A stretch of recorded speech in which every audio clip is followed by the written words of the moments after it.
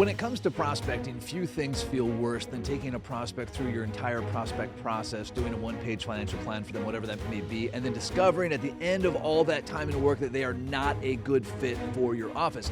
Now, they may not be a good fit because they're not able to pay your fees, aka they don't have enough assets.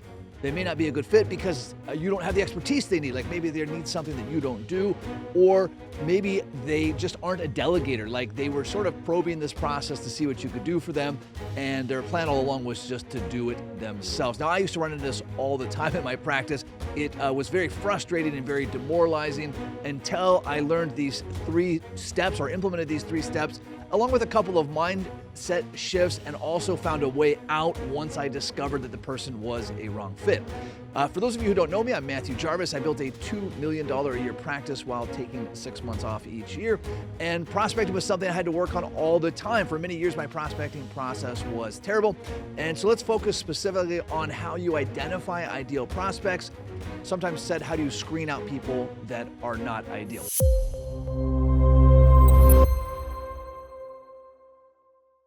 So the first thing that you need to do is put your ideal client profile on your website. Now, I hate to be the bearer of bad news. Not many people will visit your website. I know you spent a lot of time and money building it, but no one's really going to look at it. That doesn't, however, mean that it's not valuable. And so what my team does, anytime someone contacts our office, the team lets them know, hey, listen, did you take a second to review our website to look at the types of clients we work best with? Now, what does it say on our website? Well, you could go to our website and look, but it says things like we only work with friendly individuals. We work with people who understand the value of delegating when the value exceeds the fee. And we typically work with people who have saved more than $1 million of investments. So we sort of have that outline. And so my team can say, hey, have you reviewed the kinds of clients that we work with? And does that sound about like you? So that's my first step. I want to just have it on the website so it's pretty clear. We'll talk in another video. What I'm not going to have on my website is my fee schedule, because price out of place kills the deal. Again, that's a discussion for another video. The second thing that I do is in my initial screening call, I ask probing questions, right? So I ask questions like, tell me just a little bit about your financial situation. In round numbers, could you give me an idea how much you've saved in your 401k plan, right? So I'm asking those types of questions so that I can get a feel for what they have in assets. Now, if someone is super guarded and they won't even give you round numbers, that's a real red flag. Like I won't work with that person. I'll say, hey, it doesn't really sound like we're a fit for what you need. But if they'll give me even round numbers, they'll say, oh, I've got about 500,000 here, and I've got about $1 million saved here, and I think my house is worth about $1 million. I can get an idea pretty quick where their financial situation is at. Now, the third thing that I do, or the third change that I made in my prospect process to help with screening, is I need to assume that most people's numbers are off, albeit on the low side. Now, this might seem hard to believe because you're a financial advisor, you're very good with numbers. Most of your prospects have not done a good job tracking their net worth. So they may say, oh, I have $800,000 in my retirement accounts. What they're referring to is a single retirement account. In fact, they're referring to a single retirement account that they haven't looked at in 6 months, and the market value has changed. They forgot to mention that they have this other retirement account, or this money in the bank, or this money they receive from Aunt Betty. Whatever the case may be, they often report low. I don't think this is malicious. Sometimes it's to protect privacy, but it's almost always on the low side. This is especially true when they're checking a box, when they're filling out a survey saying, hey, in what range does your net worth fall? Most people will check down one box. And so while I am screening, I'm going to err on the side of caution there.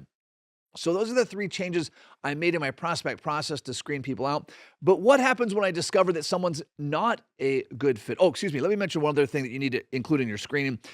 There's a question I ask throughout the prospect process, but especially during that screening call, which is I explain, I say, hey, this process is really designed for someone trying to make an educated and informed decision about our practice. Now, if you've seen a lot of my videos, you know I use that phrase all the time, an educated and informed decision, because who doesn't want to make an educated and informed decision? So I say, listen, this process is designed to help you make an educated and informed decision about working with our firm.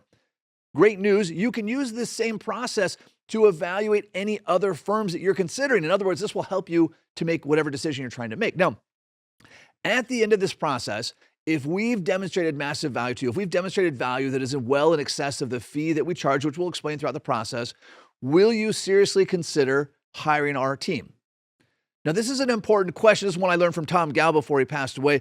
Do-it-yourselfers cannot resist answering this question honestly because of their ego. They'll say, well, actually, I've always done it myself and I will always do it myself.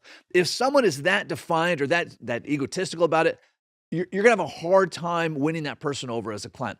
Everyone else will tell you, yeah, I'll consider that. Now, I didn't say, if I show you this value, will you hire me? I don't want to back them into the corner, but I just want to make sure that they're going to consider that. And I want them to understand that that's the point of this process. So here's a couple of mindset shifts that I've had along the way. The first is if you don't have a full book of clients, in other words, you're not already working with 150 ideal clients, I would view each prospect as an opportunity to practice. This is especially true for advisors that are just starting out or have less than $50 million in assets. You need more practice. And so if somebody contacts you, and let's say your target minimum assets is $1 million and they have 200,000, it's still worth you taking time to go through your prospect process just for the practice. After all, you're mostly spending your days playing office. And so having that repetition to practice with a prospect is incredibly valuable. The other mindset shift you can have on this, and my good friend Michael Kitces uses this, which is that he charges for his prospect process. Now, he is already coming in as an expert because of his work with Plan Your Federal Retirement. And so when people contact him, and he doesn't need to screen them at all other than saying, hey, my initial appointment fee is X. And if they're willing to pay that fee, that's screening enough for him. I've never gone to that approach because my demographic or my niche of retirees, too many advisors are offering quote unquote free financial planning. And I didn't want to spend effort trying to convince someone why they should pay versus not. Now, you can do obviously whatever you'd like. I'm just sharing what's worked super well for me.